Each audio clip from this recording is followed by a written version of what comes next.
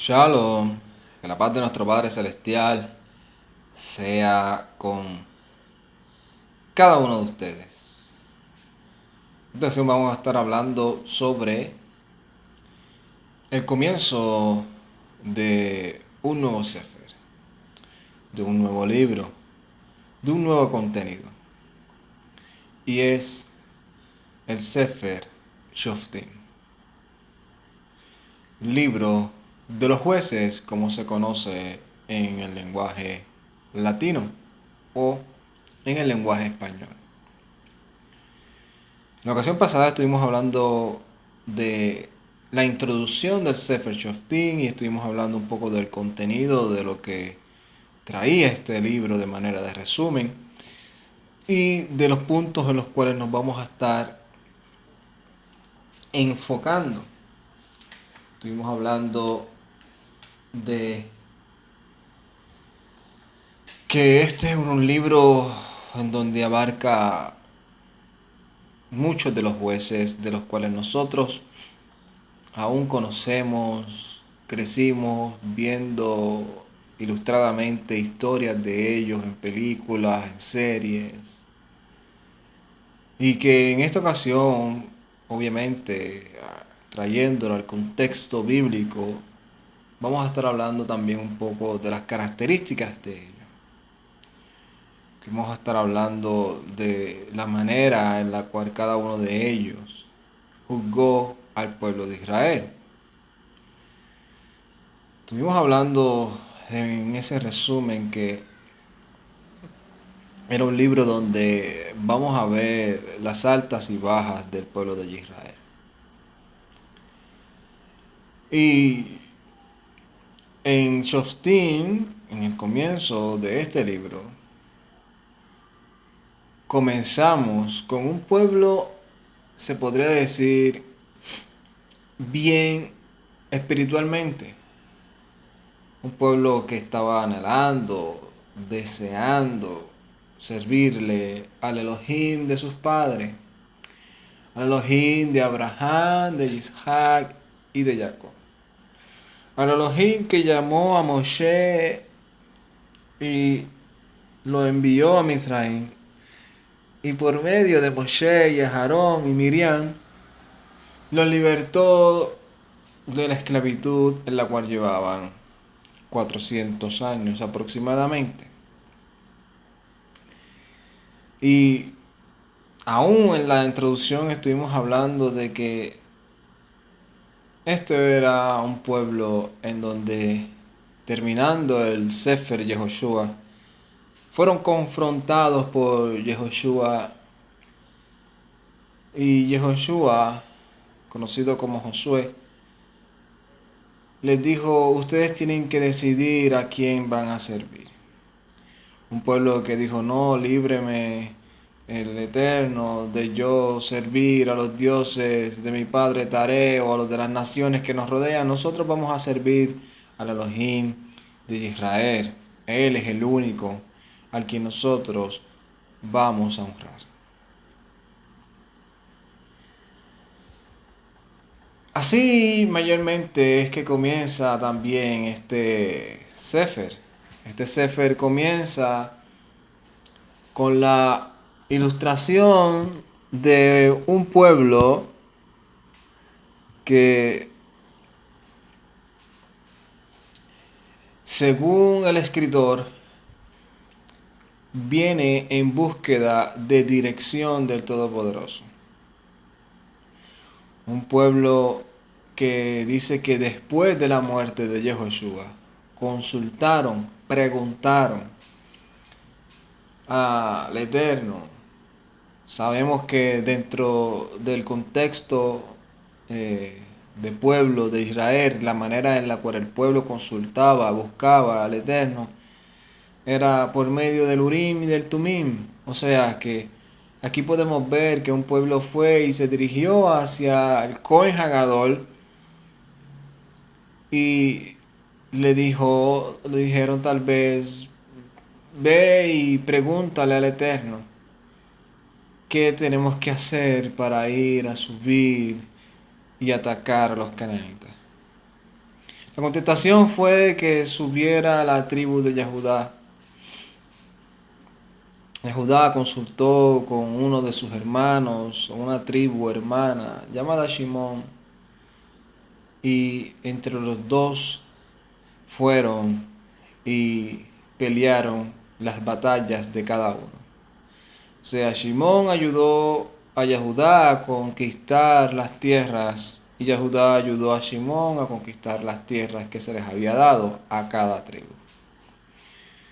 Pero una de las cosas interesantes que yo pude analizar en este libro, y es una de las cosas que primero voy a traer para aprender y ver realmente las cosas que aparecen en las escrituras y que a veces a la ligera las analizamos, las estudiamos y sacamos conclusiones. Pero cuando leemos todo el contexto y vemos un poco más allá, vemos que no necesariamente sucedieron de la manera en la cual en la manera en la que se nos contó o en la que nosotros asumimos que era. Y así es que vamos a comenzar. Vamos a comenzar con un dato para analizar. Y este dato para analizar está en Primera de Shoftim, capítulo 1, verso 10 al 20. En estos 10 versos aparece la historia de cuando Yehudá venció a los cananitas. Cuando Yehudá venció a los reyes Yeshai, Ahimán y Talmai. Vamos a leer lo que dice en Shoftim capítulo 1, verso 10. Dice, los yahuditas marcharon contra los canaanitas que habitaban en Hebrón y derrotaron a Yeshai, a Ahimán y a Talmai. Hebrón antes se llamaba Kiriat Arba. Esto es un dato para analizar porque dice que esto aparentemente sucedió luego de la muerte de Yehoshua. Pero si nosotros vamos un poco más para poder dar un poco del contexto de lo que realmente queremos analizar, en el 12 del mismo libro de Shoftim dice, y Caleb dijo, daré mi hija Axa en matrimonio al hombre que ataque y capture a Kiriat Sefer, el pariente menor de Caleb, Otoniel, el Kenitzita, la capturó y Caleb le dio su hija Axa en matrimonio. Si nosotros analizamos esto, vamos a darnos cuenta que es un detalle que a mí en lo personal me llamó la atención.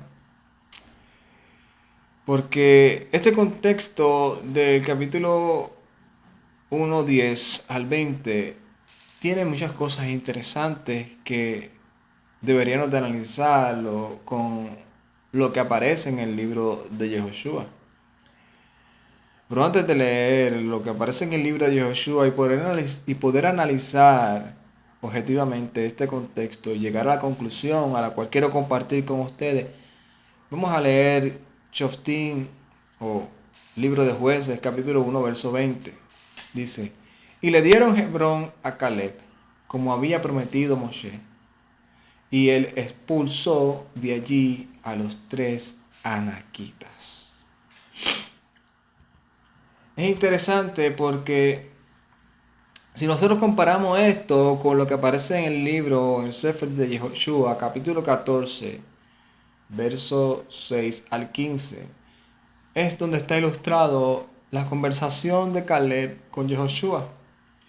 Cuando Caleb le dice a Yehoshua, tú sabes que el Eterno me prometió este territorio, dámelo, porque yo me siento tan fuerte como cuando el Eterno me lo prometió. Me lo prometió cuando tenía 40 y ahora tengo 80.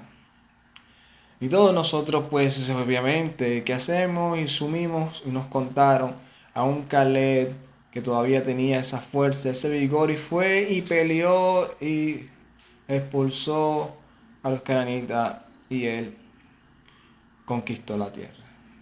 Sin embargo, con lo que aparece en el libro de Shoftim, de Jueces, parece que la cosa fue de una manera diferente. Pero vamos a leer lo que dice Josué capítulo 14, verso 14. Dice: Así vino a ser Hebrón la porción de Caleb, de Jefuné, el kenesita, como lo es todavía, porque fue fiel a Yuhewahei, el Elohai de Israel. Verso 15.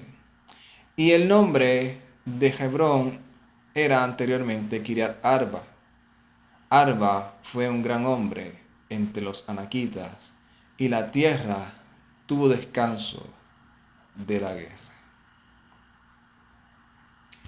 Esto es un dato para analizar porque aparentemente aquí nos enseña que esa conquista de Kiriat Arba, que luego fue llamada Hebrón, fue conquistada por las tribus de Israel, por las tribus de Judá, pero exclusivamente por el sobrino de Caleb llamado Otoniel. Esta alusión de Caleb de decir todavía me siento con la misma fuerza y con el mismo vigor nos da a entender, y comparándolo con el dato de Shoftim capítulo 1, nos da a entender que esas palabras se deberían de interpretar más como que todavía tenía el mismo deseo, las mismas ganas, la misma fuerza, la misma pasión por esa tierra que el Elohai de Israel le había prometido. Y no estamos diciendo que estaba acabado físicamente y que no podía ir a acompañar a la guerra a sus compatriotas de la tribu de Judá, sino es una aclaración de que el autor o el que dirigió el ejército para ir a la batalla fue su sobrino y obviamente mandado por la cabeza o el líder de la tribu en ese tiempo llamado Caleb.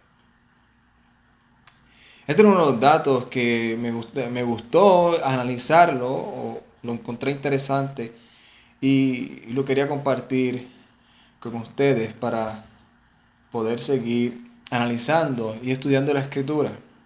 Porque los que me conocen ya anteriormente saben que mi estilo de enseñar la escritura es un estilo de que las personas puedan analizar y aprender más a entender la escritura de un contexto lo más transparente posible, lo más acertado o lo más fiel a lo que está escrito, sin ninguna influencia externa que se nos hace difícil que no sea. O sea, con esto también aclaro que el que piense de una manera diferente no necesariamente significa, conforme en esta explicación que acabo de dar, no significa que necesariamente está totalmente errado. Yo estoy dando mi opinión de lo que está escrito y a la conclusión que yo saco es basado en eso. Esto no es ni una doctrina, ni un dogma, ni algo por lo cual tienen obligatoriamente que creerlo así. Yo solamente les invito a estudiar lo que yo expongo y analizarlo, y cada quien saca sus propias conclusiones conforme a la sabiduría y el conocimiento que el Creador nos da. Otra de las cosas que me gustaría compartir en esta primera parte del Sefer Shoftim aparece en el capítulo 2, verso 1 al 5. Capítulo 2, verso 1 al 5, mayormente está hablando sobre el profeta que amonesta y advierte. Un profeta que no aparece su nombre. Sin embargo, vemos aquí que la muerte de Moshe, de Aarón, la muerte de Yehoshua, la muerte de Hur, la muerte de Miriam, no era el final de los siervos del Todopoderoso. Aquí aparece un profeta que va y les amonesta al pueblo de Israel. Capítulo 1 vemos cosas bien interesantes de un pueblo bien entusiasmado con hacer o culminar la voluntad que el Creador les dio, la asignación. Aquí en el capítulo 2, verso 2, dice de la siguiente manera: y ustedes por su parte no deben de hacer pacto con los habitantes de esta tierra. Deben derribar sus altares, pero ustedes no me han obedecido. Miren lo que han hecho. Un pueblo que empezó queriendo conquistar las tierras, pero una vez las conquistan, parece que no terminaron como tenían que terminar. Se sintieron cómodos y empezaron a creerse que realmente era suficiente con ellos haber dominado a sus enemigos. Cuando la exhortación, la asignación era derribar los altares y no hacer pacto con ellos. No caer en el engaño sutil, el engaño del enemigo, el engaño y las artimañas que utiliza de aparentar ser amigos del pueblo de Israel, aparentar que Israel va a salir beneficiado si hace pacto con ellos, porque ellos van a generar o van a compartir las riquezas que ellos tienen con el pueblo de Israel. Esto sedució a la mayoría de los líderes del pueblo de Israel y hicieron pacto con ellos. El siguiente verso, que es el verso 3 del capítulo 2, dice: por eso he resuelto no expulsarlos delante de ustedes. Ellos vendrán a ser los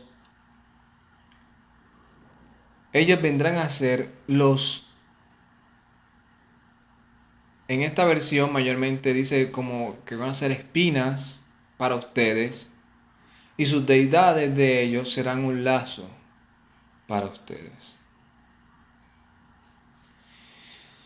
O sea, que las consecuencias de no seguir o de no accionar ante la advertencia que se les dio, trajo las consecuencias que el Eterno dijo: ahora yo los voy a dejar en medio de ustedes. Y si ustedes no obedecen mi palabra y siguen dejando seducirse por ellos, ellos vendrán a ser espinas, lazos, opresores de ustedes. O sea, el ser opresor es algo que vamos a ver durante todo este Sefer. Dice: y sus deidades de ellos serán un lazo para ustedes.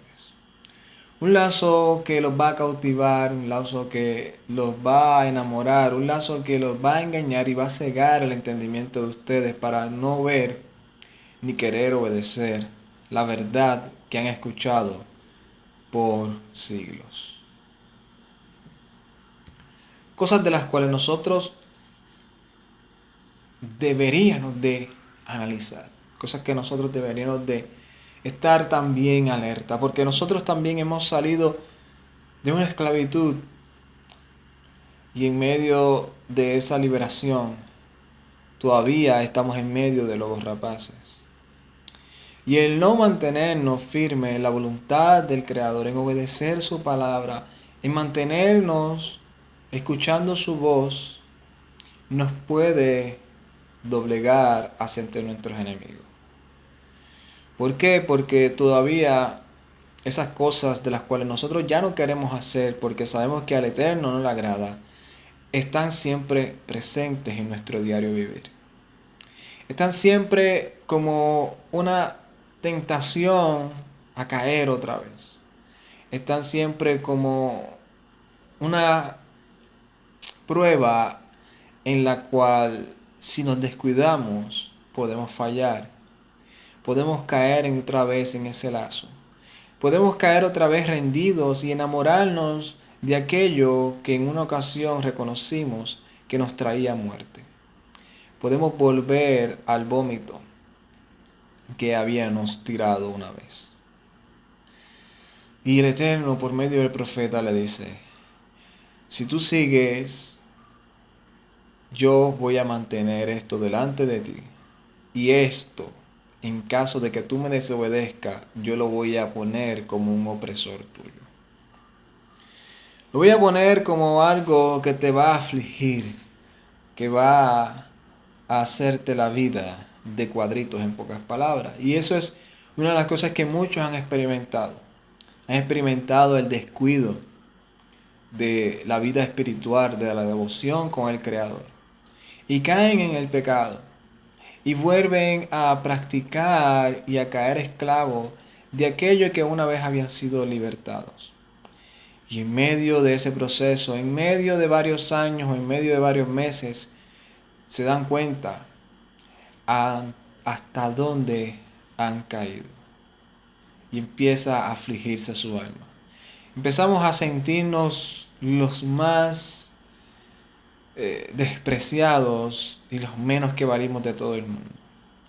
Nos sentimos como, cómo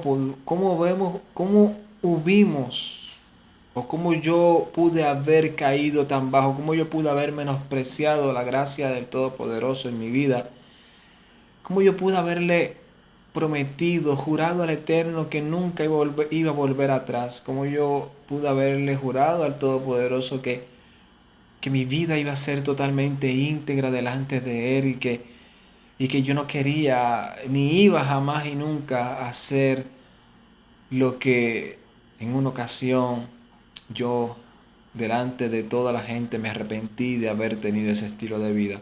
Sin embargo, el descuido, el ay bendito, el querer estar bien con aquellos que abiertamente son enemigos de la verdad, poco a poco nos van a distanciar de lo que amamos. Poco a poco van a reducir nuestro corazón a un bocado de pan, sin querer, sin saberlo. Y lo más triste es que no nos vamos a dar cuenta hasta que estemos enfangados hasta el cuello, como decimos en Puerto Rico. En medio de todo ese proceso aparece también relatado lo que es la muerte del líder del pueblo de Israel llamado Yehoshua. Parece que el escritor relata algo que pasó después de la muerte de Yehoshua y luego relata algo que pasó antes de la muerte de Yehoshua. En detalle, para poder resumir esta parte, luego de la muerte de Yehoshua, que aparece en Shoftim capítulo 2, verso 8, dice que cuando enterraron a Yehoshua en Timnat, en Jere, en la serranía de Efraín, en el norte del monte Gaash. Dice, y toda aquella generación se reunió también con sus padres. Esto es Shoftim capítulo 2, verso 10. Dice, después de ellos se levantó otra generación que no había experimentado la liberación de Yehoshua ni de las obras que había realizado en Israel. Capítulo 11. Y los israelitas hicieron lo que era ofensivo. Los israelitas hicieron lo que era ofensivo a Yehoshua. Adoraron a los Baalim. Esto fue lo que causó el descuido de una generación previa. Una generación previa que dice que cuando se fortalecieron, ellos hicieron tributarios a sus enemigos, pero no hicieron lo que el Eterno les dijo, que era derribar sus altares y sacar toda la idolatría, todo lo que al Eterno no le agradaba, fuera de su territorio. O sea, no permitir las prácticas paganas dentro de su territorio. Esto es lo que a nosotros se nos hace difícil aplicar hoy en día, inclusive es a lo que estamos tentados todos los días. Vivimos en una generación donde tenemos que convivir con gente que practica una vida desagradable al Creador. Y nosotros, si claudicamos y nos hacemos partícipe de eso, o una tolerancia excesiva hacia esas cosas, va a llegar el momento que eso tal vez no nos salpique a nosotros de una manera directa o bien profunda, pero sí a la generación que viene. La generación que viene va a venir con esa curiosidad y obviamente con la libertad que le estemos dando para querer experimentar lo prohibido. Y eso es algo que lamentablemente nosotros hemos vivido en nuestra sociedad, donde cada generación que pasa se lamenta por ver a esa generación que se está levantando caer en un estilo de vida más libertino que el que ellos vivieron, más perverso, más sin afecto ni amor a su prójimo, más sin temor al Creador. Una generación que desafía toda regla, toda autoridad. Y eso el pueblo de Israel lo experimentó. Vio una generación que se levantó y una generación que comenzó a servirle a los Baales. Una generación que no le interesaba realmente el Elohim de sus padres, que no le importaba lo que había hecho por su familia, que no le interesaba, lo único que le interesaba era lo que ellos estaban viviendo en el momento y lo que ellos creían que podían hacer. Y si lo que estaba de moda era servir a los Baalim, ellos iban a estar a la moda. En medio de ese proceso vemos también la misericordia del Todopoderoso. Shoftim capítulo 2, versos 16 al 19. Aparece esto. Específicamente en el 16 dice: entonces Yuhewahei levantaba capitanes, jueces que los libraban de aquellos que los saqueaban. En el capítulo 18 dice: cuando Yuhewahei levantaba capitanes o jueces, Yuhewahei estaba con el juez y los salvaba de sus enemigos durante la vida del juez o del capitán, porque se movía a misericordia por sus enemigos a causa de los que los oprimían y los hostigaban. Esto es una de las cosas que a mí me sorprende de la voluntad del Creador. El Creador sigue en medio del proceso, aún en medio de la perversidad del hombre y de la enemistad que el hombre ha creado con él, sigue levantando personas por su misericordia como advertencia o como señal o como una puerta para que en medio de esa generación puedan ver su misericordia y se vuelvan. Esa generación que sirvió a los Baalín fue oprimida, experimentó el cumplimiento del pacto de que si ellos dejaban al Eterno, Él los iba a disciplinar y iba a enviar a sus enemigos para que los hicieran cola en vez de cabeza. Vimos como el Eterno, en medio de ese proceso, se sentía, de un punto de vista que nosotros lo podemos entender, se sentía triste y afligido y se movía a misericordia a ver a su pueblo caer en las manos de sus enemigos, provocado por él, pero ver cómo ellos gemían a causa de eso. Eso provocaba que el Eterno levantara jueces y esos jueces los libraran de sus enemigos. Esos jueces libertaran al pueblo de Israel y llegaran tiempos de bonanza. Sin embargo, el pueblo no aprovechaba esas oportunidades y una vez se sentían ya libres y como el Eterno los establecía otra vez como los dueños de sus tierras y los jefes de aquellos que eran sus enemigos y que los dominaban anteriormente, volvían a caer en el mismo error. Shoftim capítulo 3 versos 5 al 7 nos habla de las consecuencias de hacer pacto con las naciones. Shoftim capítulo 3 verso 6 específicamente dice: tomaron a sus hijas por esposas y dieron a sus hijas a los hijos de ellos y adoraron sus deidades.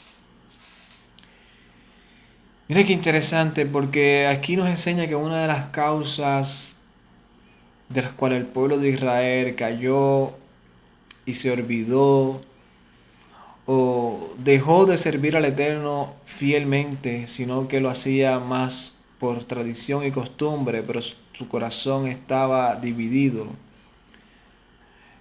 era por el lado emocional, por el lado sentimental, por el lado de los ojos, por el lado de la ambición.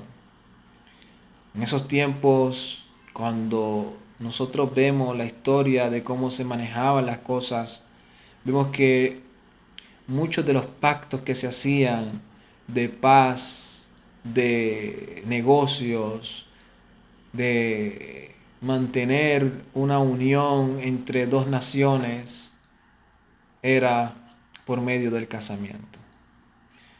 Yo te voy a dar a mi hija en matrimonio y eso va a asegurar que tú estés en paz conmigo, que tú no me vas a atacar. ¿Por qué? Porque ya somos familia, ya estamos unidos. Y eso no solamente causaba eso, sino que lo triste es que causó que esas hijas hicieran que los hijos de Israel adoraran las deidades que ellos adoraban. ¿Cómo podemos aplicar esto al día de hoy? Como la Escritura nos enseña, que tengamos cuidado, que no hagamos yugo desigual. Que todas estas cosas que nosotros nos rodean, si nosotros empezamos a ser débiles con ellos, podemos llegar a hacer pacto y eso puede influir en nuestra vida y en la vida de nuestra familia al punto en que estemos adorando sus deidades sin quererlo. ¿Qué son esas deidades? Las deidades son aquellos poderosos que nosotros hacemos que dominen sobre nuestra vida. No meramente es un palo que está clavado en una pared. No es meramente un retrato. No es meramente una festividad pagana. También puede ser el tiempo que le estemos dedicando a algo. Esclavizados en cosas. Esclavizados en la ansiedad y en los afanes de esta vida. Esclavizados en un sistema de educación que totalmente nos hace ser unos hombres amadores de la avaricia, amadores del dinero, amadores del yo, amadores de lo que me conviene a mí, sin importar lo que tenga que hacer. Sin importar si tengo que hacer una mentirita piadosa, sin importar si tengo que compartir con otros en sus ritos que son prohibidos para mí. Sin importar hasta dónde tenga que llegar, porque lo importante es tener paz con todos. Esta primera parte del Sefer Shoftim nos enseña a nosotros a que tenemos que estar pendientes en lo que se nos ha entregado, que tenemos que estar pendientes siempre porque estamos en medio de los rapaces.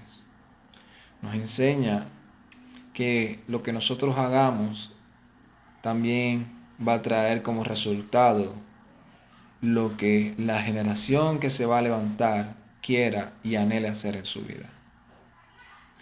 Así como nosotros de una u otra manera fuimos influenciados por la generación anterior, La generación que se va a levantar de una u otra manera va a mirar y ver lo que nosotros estamos haciendo. Procuremos nosotros dar el mejor ejemplo. Y si la generación que se levanta no lo quiere seguir, por lo menos nuestras manos estarán limpias de su sangre. Pero que no seamos como aquellos que les abrieron el camino para ellos desafiar al Eterno y a las autoridades.